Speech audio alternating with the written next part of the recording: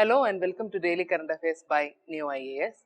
So today on 5th September 2019, our topics for discussion are Indian Council of World Affairs, then Ethanol Blended Petrol Program, then Arbitration and Conciliation Amendment Act, then Disaster Response Teams of Volunteers, Current Affair Capsule, Mapped Program and the previous year question revision series.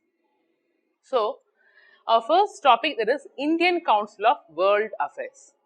Okay, so basically why this came in news, because the Vice President of India, Sri Venkaiah Naidu, actually he has called upon he had called upon the world community to work together to completely root out terrorism and to promote a peaceful global order.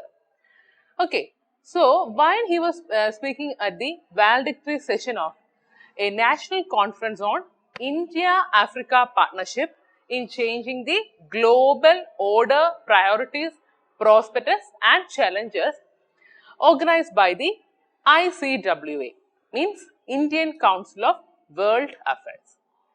Okay. So, so as a result, we can say, or we can sum up by saying, its aim is to completely root out terrorism and to promote a peaceful global order. That was what he was speaking at the session. Clear? So, if you talk about Indian Council of World Affairs, this ICWA, it was established in 1943 by a group of Indian intellects as a think tank. Okay, and it was established as a non-official, non-political and non-profit organization under the Registration of Societies Act of 1860. And here you have to note one thing, that the Indian Parliament declared it as an institution of national importance. Okay, so the Vice President of India, he is the ex officio President of the ICWA, while the Minister of External Affairs, he is the Vice President. Clear? So, this ICWA, it is devoted for the study of international relations and foreign affairs. Clear? So, and you have to note that it had conducted historic international conferences like Asian Relation Conference in 1947 and United Nations and New World Order in 1994. Clear? So, that's all about ICWA. So, let's move to our second topic, that is Ethanol Blended Petrol Program. So, the news is that the Cabinet Committee on Economic Affairs, which is chaired by the Prime Minister of India, that is Sri Narendra Modi, he has given its approval for the following, including fixing of higher ethanol price, which is derived from different raw materials under the ethanol blended program for the forthcoming sugar season, that is during 2019-20, during the ethanol supply year from 1st December 2019 to 30th November 2020. Okay. So, here you have to note the period, that is from 1st December 2019 to 30th November 2020. Okay. So, the benefits of the program is that basically it aims to promote the use of alternative and as well as environment friendly fuels. And they also aim to reduce the pollution and also to give boost to agriculture sector. Okay. And also they aim to reduce import, that means import dependence for energy requirements. Okay. These are the benefits of this EBP program. Clear? So, talking about ethanol, this ethanol, it is an anhydrous ethyl alcohol, and it is having the chemical formula of C2H5OH, and it can be produced from the sugarcane, maize, wheat, etc. That means which are having high starch content. Okay. So, this ethanol, it can be produced from sugarcane, maize, wheat, which are having high starch content. So, in India, ethanol is mainly produced from sugarcane molasses by fermentation process, and this ethanol it can be mixed with gasoline to form different blends. Okay, so that's all about this ethanol. Then our next topic it is Arbitration and Conciliation Amendment Act. So the news is that there will be enforcement of various provisions of the Arbitration and Conciliation Amendment Act of 2019. So this is the news. So the background is that the Indian judiciary, it has got a large number of pending cases, and this Arbitration and Conciliation Act mainly it aims to resolve issues through arbitration. Okay, and this law it was passed in the year 1996 and it was amended twice, that is in the year 2015 and in the recent session of Parliament. Okay, so it was amended twice. Then, talking about this Arbitration and Conciliation Amendment Act, that you have to know is that on August 9, 2019, our President of India gave his assent to the amendments to the Arbitration and Conciliation Act of 1996. Okay, on August 9, 2019. So this Amendment Act basically it empowers the Supreme Court that means in Supreme Court in case of international commercial arbitration and the High Court in cases other than this international commercial arbitration to designate arbitral institution for the purpose of appointment of arbitrator. Okay. So, such arbitral institution it will be graded by the Arbitration Council of India. Okay. So, next you have to know regarding the Arbitration Council of India.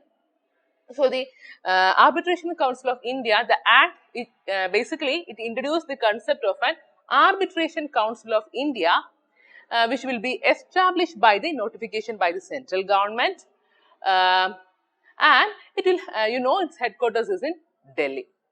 Okay.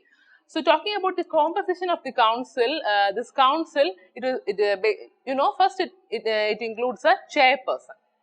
So, this chairperson, he can either be a judge of the Supreme Court or he can be a Chief Justice of the High Court or a judge of the High Court, or it can even be an eminent person who is having special knowledge and experience in the conduct or administration of arbitration.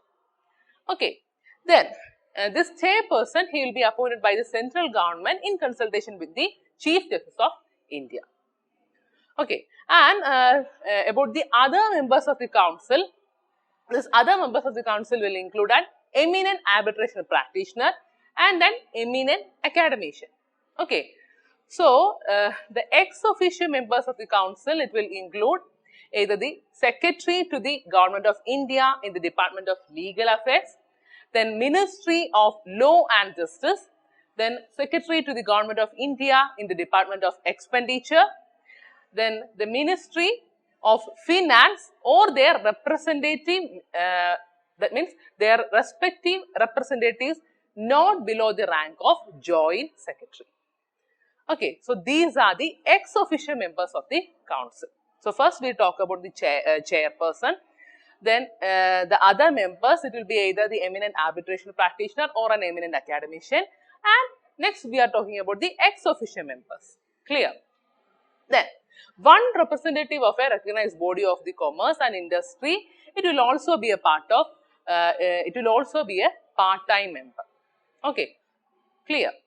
Then, coming to our next topic, that is disaster response teams of volunteers. So, the news is that Nehru Yuva Kendra Sankatan, which comes under the Department of Youth Affairs, basically it has taken up an initiative on preparing disaster response teams of NYKS youth volunteers. Okay, you have to know youth volunteers for disaster risk reduction in collaboration with NDRF. NDRF means National Disaster Response Force. Okay, so this is the news. So talking about this disaster response teams of NYKS, whenever a disaster approach, any disaster, okay.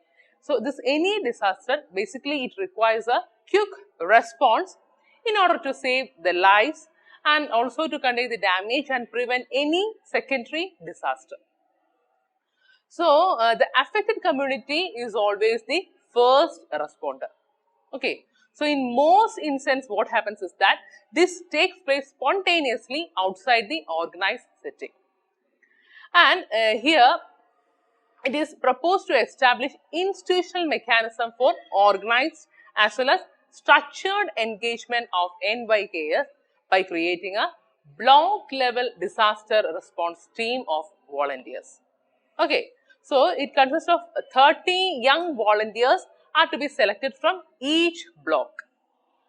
And by that way, what happens? Around 8,850 volunteers will be trained through 6 days customized training at 12 battalions of NDRF during the year 1920. So, by this it is expected to train more than 50,000 youth associated with NYKS till the year 2024.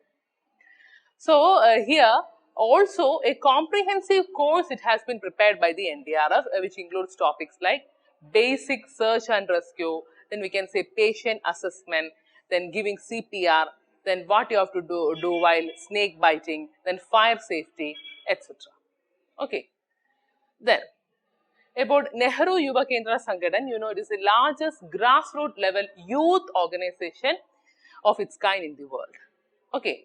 So, it channelizes the power of youth on principles of volunteerism, self-help and community participation. So, over the years, this NYKS, it has established a network of youth volunteers through its 623 district kendras, and it has played a major role in implementing various flagship schemes of the government. Okay. So, that's all regarding the Nehru Yuva Kendra Sangadan. Clear? And today in current affair capsule, we have got a topic that is Poshan Maah. So, the news is that under this Poshan Abhiyan, this September it is being celebrated as the Poshan Maah across the country to address the malnutritional challenges. So, here first you have to know the concerned ministry. So, the concerned ministry is Department of Women and Child Development. It is the nodal department, and you all know it aims at making people aware about the importance of nutrition and also giving individual access to government service in order to supplement nutrition for their children and also nutrition to the pregnant women and also to lactating mothers. Okay. So, here you have to remember the concerned ministry, that is the Department of Women and Child Development. It is a nodal department. Clear? Today in MapAdA program, we will be continuing with World Heritage Site, and in that we will be continuing with the natural site. Today we will be dealing with Manas Wildlife Sanctuary. Okay. So, talking about Manas Wildlife Sanctuary, you know, it was tagged as the World Heritage Site in 1985. Okay. So, this is another site in the Assam province and it was listed as a World Heritage Site by the UNESCO. So, you have to know that this one is located within the plains in Manas river and to the foot of Himalayas. And the name it originated from the river Manas, which is derived from the name of goddess Manasa. Okay. So, this sanctuary it serves as a home to various plant species and threatened species of mammals and even birds, reptiles and amphibians. And you have to know that this Manas, it is the first reserve included in the network of Tiger Reserve under the Project Tiger in 1973. Okay. So, what happens is that after it was declared as a reserved forest, it was elevated into sanctuary until it was included in the Project Tiger when the sanctuary was developed into Tiger Reserve. Okay. So, and also it was also named as one of the World Heritage Site in danger, but it was restored with extensive conservation efforts in 2011. And the wildlife sanctuary, it is a Project Tiger Reserve, then it's an elephant reserve and it's a biosphere reserve, and it even acts as a home for a number of endangered species like Assam roofed turtle, then hispid hare, then golden langur and pygmy hawk. Okay, so it acts as a home for these endangered species also. So, in fact, we can say this park it houses most of the endangered species in any other in India. Okay, so this is the peculiarity of Manas Wildlife Sanctuary. So here you can see the location. It is located in Assam. Here you can see the location of Manas Wildlife Sanctuary. And the last class we were dealing with Kaziranga National Park, and I asked you to find out the year in which this Kaziranga National Park was declared as a tiger reserve. So many of you have commented the right answer. The answer is the Kaziranga National Park. It was declared as a tiger reserve in 2006. Okay. So today your question is, please find the year in which Manas acquired the status of a biosphere reserve. Clear? So please comment it in the comment section. Then today in previous year question revision series, our question is, what could be the main reason or reason for the formation of African and Eurasian desert belt? And option 1, it is located in the subtropical high pressure cells. 2, it is under the influence of warm ocean currents. So which of the statements given above is or are correct in this context? And your option A 1 only, B 2 only, C both 1 and 2, and D neither 1 nor 2. So here you know, a desert belt, it can best be described as the air that moves around the equator. So specifically air that is going up or rising, it is pushed out from the other air below it. This is how it is taking place. So what happens is that due to this change, the air is cooler based on the air that is coming from the higher altitude. Okay, so that air, it would be cooler and it is replacing the hot air around the equator. So we can say the main reason for the formation of African and Eurasian belt, it is because it is located in the subtropical high pressure cells. So we can say it is under the influence of warm ocean currents. Okay, so our first option, it is right. And there are also desert belt in other areas of the world, including the United States and in South America. So these places have the changes of air. Okay, so our first option, it is right, that is, it is located in the subtropical high pressure. And second one, it is under the influence of warm ocean currents. No. So our answer will be A, that is 1 only. So our answer is A. So that's all for today's session. If you have any doubt, please comment it in the comment section. Thank you for listening.